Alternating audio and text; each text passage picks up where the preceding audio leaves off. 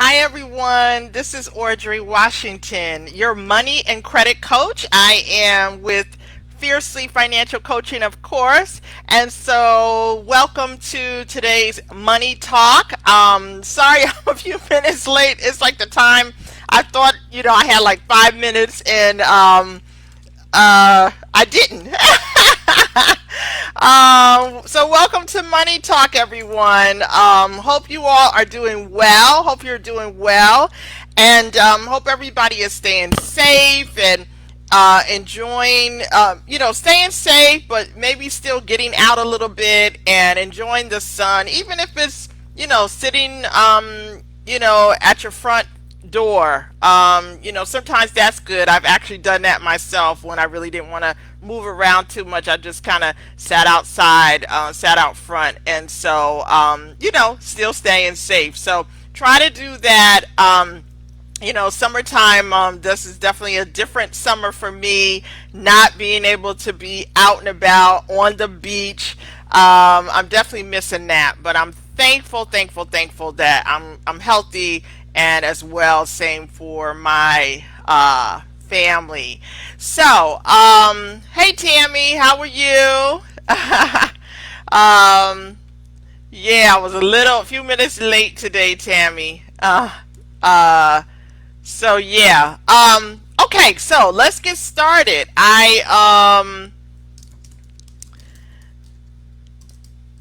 Sorry, you know how it is when I try to talk and type. Okay, so I can't say enough about the census. Um, Please complete your census. Okay, I've been saying this for several months. This is critical, and particularly now that we've, had to put out more money around the pandemic. Definitely please complete your census. They are actually starting to go around now and knock on doors. If they knock on your door and ask you about completing, please don't ignore the census workers. Please answer the questions if you haven't done it. But like I said, it takes 5 minutes. At least, if you've done it already, then let them know, I've completed it, so they can, click you off and, click you off their list and keep moving. But please don't ignore them if you haven't. It takes like 10 minutes if they're in front of you to help you complete the census. These numbers are critical for our communities, okay? So, please complete your census. They don't have, I think they have maybe about 6 weeks, 6 or 7 weeks, I think maybe till the end of September, to gather all of, to get as many people counted as they can. So please make sure that you do that. So talking about the census. All right. The next thing I've been talking about a lot is the our primary elections. Obviously, we are on the countdown to November the 3rd. That's going to be critical, but our primary elections are also critical. Okay, so state election primaries today: Connecticut, Georgia, Minnesota, South Dakota, Vermont, and Wisconsin. I know a lot of people have already voted by mail, but if you have not voted by mail, and these are one of your states, okay, you see your state listed here: Connecticut, Georgia, Minnesota, South Dakota, Vermont, and Wisconsin. Please make sure you get your vote in today. And I believe for many of the states, even if you have the mail vote, that you can, if you didn't mail it in, you can actually drop it off at the polling site. So check that for your state. But I believe that you can do that. You can do that now. Even if you got the absentee ballot, the mail-in ballot, and you didn't mail it in, I think most states you're able to just drop it off at the polling place, still social distance. You can still be safe doing it that way. Okay, Tammy's confirming, yes, until the end of September to complete your census. All right, so what am I talking about today for today's Money Talk? My Money Talk topic, and again, if you have a topic you want me to cover, please let me know. But the topic I am covering today is renter's insurance. So, renter's insurance. All right, so renter's insurance. So, renter's insurance is really a very important topic. So, one of the things that happens in terms of renter's insurance, there's two things that people typically have misinformation on. The first thing is my landlord has insurance and their insurance covers me. Okay? So that's misinformation. That is not true. And I'll go into details on that. The second thing is that renter's insurance is very expensive. And that also is not true. So let's talk first about does your landlord's insurance cover you?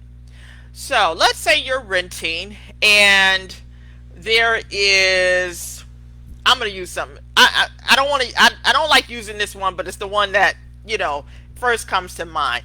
And you have a fire in your unit, right? You have a fire in your unit. Okay.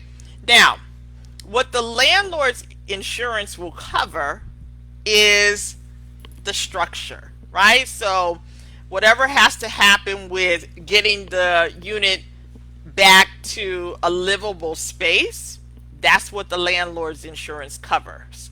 What the landlord insurance does not cover is your stuff, right? So if there's a fire in your unit, you have clothes, you have furniture, you have electronics, all of those things, the landlord's insurance does not cover that. Okay, so if you don't have your own renter's insurance, you're stuck. The other thing that also you're stuck with is obviously if there's a fire and the space is no longer livable, right, even temporarily, where are you going to stay? So your renter's insurance will cover the replacement of your things. All right, now obviously the sentimental things, right, pictures and things like that, it won't, nothing can replace those. But in terms of things that have a cost value, your furniture, your clothing, dishes, bedding, sheets, towels, things like that, electronics, it will cover those things. Okay, so we'll recover the replacement on those things. Now, what is important that you want to make sure in your renter's insurance policy is that you hold on a minute.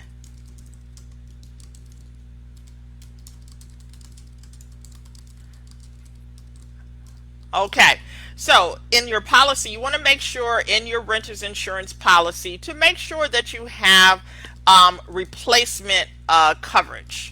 Okay, you want to have that written in there. And what replacement coverage is, so remember, all things that we purchase, let's take a laptop for example. Most people have laptops. So most things that we have depreciate in value, right? So they lose value. And so you want to make sure, so if you had a laptop and it got damaged, right, in the fire, right? And let's say you had the laptop for 3 years and you paid initially $1,500 for it, but now the laptop is only worth $750, right? So if you just have your straight renter's insurance coverage, the insurance company will just pay you $750, which is the value of the laptop. Okay, what you want them to give you is the replacement value. So even though the laptop was only worth $750, if you had to go and buy the laptop again, you would need $1,500. Okay, and so that's what you want to have in place. You want to have the $1,500. So you want to make sure of that they give you that. So always make sure that's written into your policy. Okay, so again, your landlord's insurance does not cover your stuff. You want to make sure that you also have replacement coverage. Now, the other thing with the stuff in your apartment, so you don't have to itemize, right? So you don't really have to itemize. You don't have to itemize, I had so many, washcloths and towels and forks and knives, that kind of stuff. You don't really have to do that. they're going to make some assumptions. You have a 1 bedroom apartment, you have a 2 bedroom apartment, that you have certain things in there, and they're going to just give a value, kind of a blanket value. What you do want to be more specific about is if you do have electronics in your home, it's a good idea as soon as you purchase an electronic is to scan the receipt and email it to yourself. Okay, so again, the paper receipt doesn't help if there's a fire or water damage. You don't have any of those things. So when you're making larger purchases, you might get a flat screen TV, things like that. Or let's say some people, they DJ, right? So if they DJ, they have their equipment in the house. You want to make sure that you account for some of that equipment more specifically, right? Because sometimes it's hard after the fact to say, I had all of this stuff in there. So it's always better on the front end to let your insurance agent know what you do have in the home, right? So let's say, some people do, jewelry out of their home, or they do, let's say, like the people that have paparazzi or Mary Kay or something, you have all of that stuff in the house. If something happens, that gets damaged. So the inventory of things you have, if you're a baker, right, and you have, maybe, 2 mixers, and you have, your cake, all of this stuff related to your baking, you want to make sure that you, have that stuff accounted for. You want to kind of talk through, I have so much of this, and this is all worth, $5,000, $10,000. So you always want to make sure there's certain things. The other thing too is if you have jewelry, you do need to let the insurance agent know about that. They do need to, that's like a separate rider to your policy where they actually would appraise it, take a picture of it, and then it's clear that you have that jewelry. It's very hard after the fact to say, oh, I had a fire, or somebody came and broke in, and I had, X number of dollars of jewelry and they took it. Not so easy to prove that. Okay, so you want to make sure that anything that has a higher value, that you are more specific with your insurance agent to say, yes, I have these things in my home. Okay, so definitely make sure you do that. Now, the second thing, so the first thing I talked about that was most people think that's not true is your landlord's insurance doesn't cover your stuff. It does not. So you want to make sure about that. But in terms of the second thing that people are not sure about or think incorrectly about is the cost of the renter's insurance. Now, for most of us, our first kind of introduction to insurance in terms of something that we really have to pay out of pocket for is our car insurance, right? And for most people, car insurance is expensive. Okay, if you get cheap in car insurance, more than likely in terms of service, if something happens, that's also going to be it's not going to be good quality, right? So we have that mindset of wow, it cost me $150 a month for car insurance. That's probably on the low end.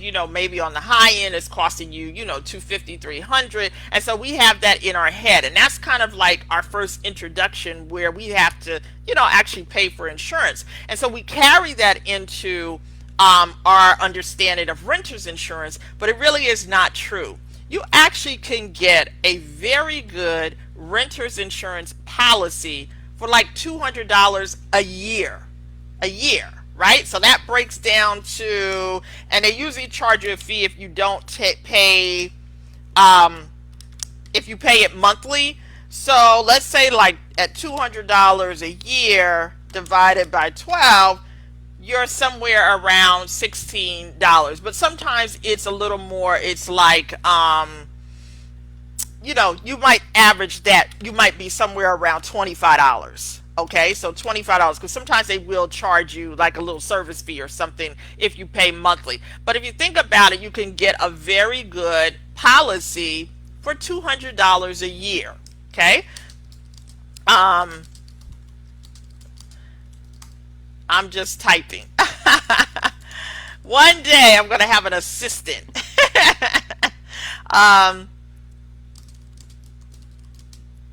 okay, so $200 a year. All right. So that again, sometimes those people know they need to get the renter's insurance, but they don't get it because they think it's expensive. All right, but it really is not. And obviously, I don't know anybody's budget. It's all relative, but it's not the same amounts as like car insurance, right? Where you definitely, even a lower cost policy might cost you, like I said, like $150 a month. So with renter's insurance, you can probably pay about $25 a month and get a very good policy. All right. So those are the two things that I want to make sure. But make sure if you don't have renter's insurance, get it today. And you are renting. If you are, let's say you're listening or watching and, you know, maybe you live with your parents and you know you're renting, ask the question. All right? Ask the question. If you're in a roommate situation, typically both of you have to have renter's insurance. Okay, so one of you can't cover the other person's stuff because you're unrelated. So if you're in a household with family, then typically one policy will cover everybody. But if you are in a roommate kind of situation, each roommate needs to have their own renter's insurance. Now, in recent times, many landlords have actually included renter's insurance as part of your lease agreement. Oftentimes they will require to see that you have renter's insurance. The only issue with that, of course, is typically they just check when you first move in. So if your policy lapses for any reason, you know, they're not checking after that. So you do want to just make sure that you keep your policy current, right? Keep your policy current. Again, you know, just make sure if you can put it on an automatic payment, that's fine. But do what's comfortable for you, right? So just if $25 is too much for you at this point in time, you know, look for a policy that might give you, you know, decent coverage for $15 a month. So just ask the question. All right. So that is my money talk for today. Again, I am talking about the importance of renters insurance. Your landlord's insurance policy does not cover your stuff, and renter's insurance is not expensive. Okay, so those would be the two things that I want to add. Make sure you know that, get your policy, and also whoever is doing, if you have car insurance, whoever does your car insurance typically also offers renter's insurance. So you can ask them, you know, do you also do renter's insurance coverage? And sometimes if you have, you know, car insurance, then you also have the renter's insurance. Oftentimes they will give you some type of discount because, you know, you're getting multiple services through that same insurance company. So ask the question and make sure you are covered. Okay, make sure you are covered. All right, everyone, this is Audrey Washington. I'm your money and credit coach. This is today's Money Talk. Remember, complete your census and also vote if your primary election is today. Again, where am I with the primary elections? Connecticut, Georgia, Minnesota, South Dakota, Vermont, and Wisconsin. Your primaries are today. All right, so get your renter's insurance, and also even if you have it, if you already have it, this also is a good time to maybe prompt you to make sure you have enough coverage, right?